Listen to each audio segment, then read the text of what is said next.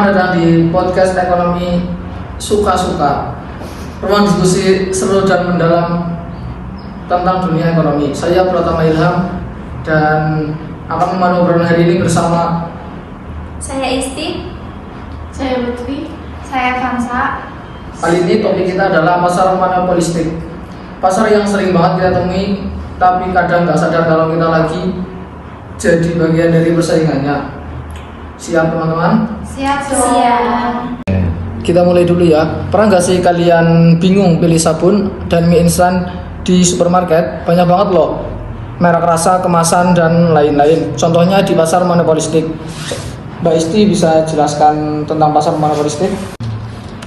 Iya, tentu Ilham. Jadi pasar monopolistik itu struktur pasar di mana di situ ada banyak perusahaan yang mereka ini menjual produk-produk yang mirip tapi nggak sama persis gitu ya. Contohnya tuh ada kayak sabun, terus minuman, makanan ringan gitu. Jadi setiap perusahaan itu kan punya ciri khas masing-masing gitu ya. Jadi ya walaupun sejenis tapi nggak sama persis seperti itu. Aku tambahin ya Isti. Pasar ini gabungan antara persaingan sempurna dan monopoli. Jadi ada banyak penjual, tapi produknya tuh beda-beda. Konsumen masih punya banyak pilihan, tapi tetap ada perbedaan di setiap produk.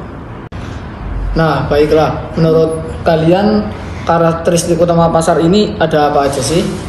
Oke, jadi karakteristik utama pasar ini tuh ada 3 ya. Yang pertama itu ada banyaknya penjual, yang kedua itu ada diferensiasi produk. Jadi setiap produk itu berusaha bikin produknya unik. Terus juga yang ketiga itu ada bebas keluar masuk pasar. Nah, siapa aja itu bisa coba masuk tanpa hambatan yang besar. Oke, aku mau nanya ini ke kalian satu-satu. Menurut kalian contoh produk diferensiasi yang paling terasa itu apa aja sih? Kalau menurut aku sih mie instan ya. Mie instan itu kan ada yang rasa ayam bawang, rasa soto, rasa kari, terus ada juga yang rasa rendang gitu kan, dan masih ada yang varian lainnya gitu. Terus juga dari kemasannya aja itu kan udah beda-beda banget ya. Aku sih shampoo. Pentin bilang bisa bikin rambut halus. Clear fokus ke anti ketombe, padahal sama-sama shampoo. Tapi promosinya beda banget kan?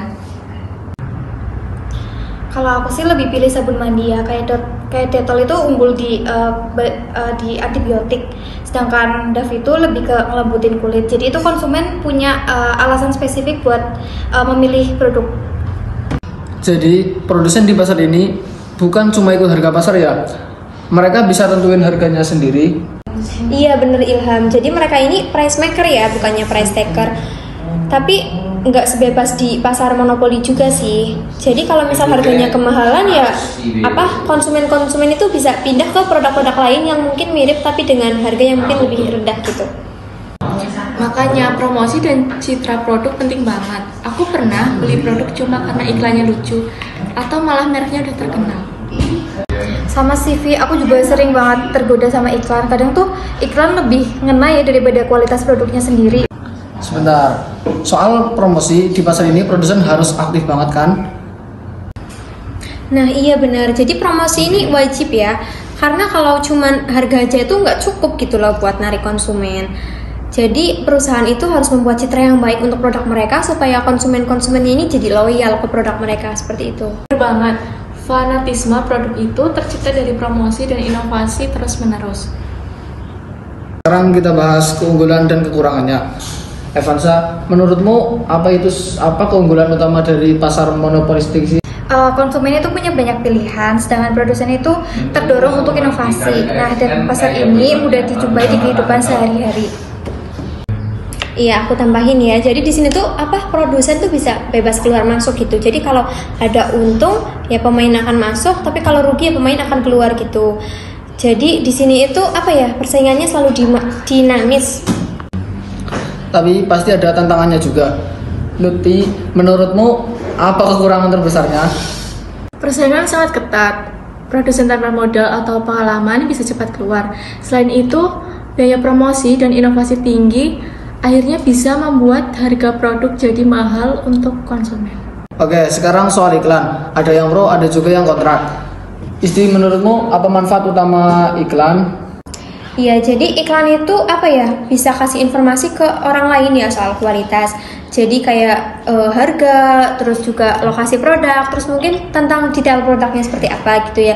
Jadi iklan itu bisa membantu kita buat perusahaan-perusahaan baru ya, terutama buat bersaing dengan para pemain lama gitu. Jadi konsumen bisa menjadi dapat lebih banyak pilihan gitu. Tapi ada juga yang bilang iklan itu boros dan manipulatif.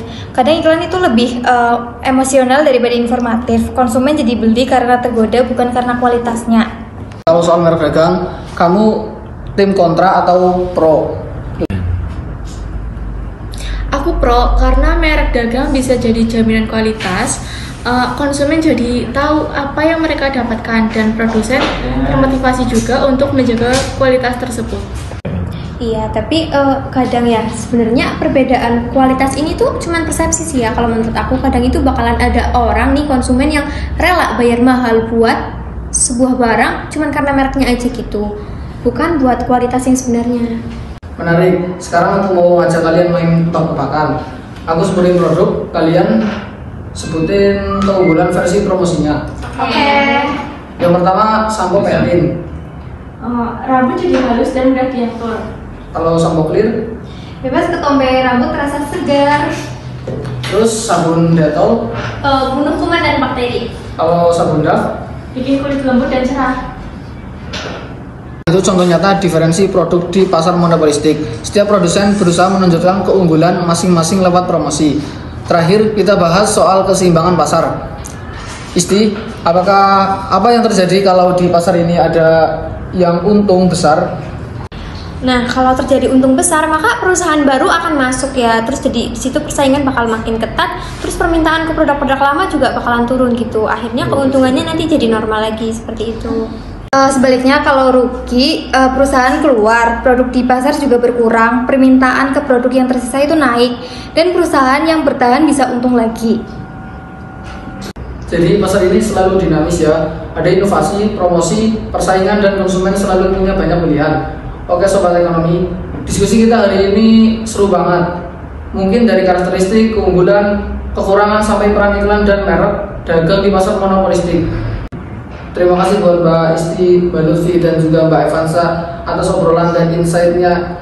Jangan lupa terus dengerin podcast Ekonomi Suka-Suka Santai untuk bahas ekonomi yang lebih aplikatif dan dekat dengan kehidupan sehari-hari. Sampai jumpa di episode selanjutnya. Dadah!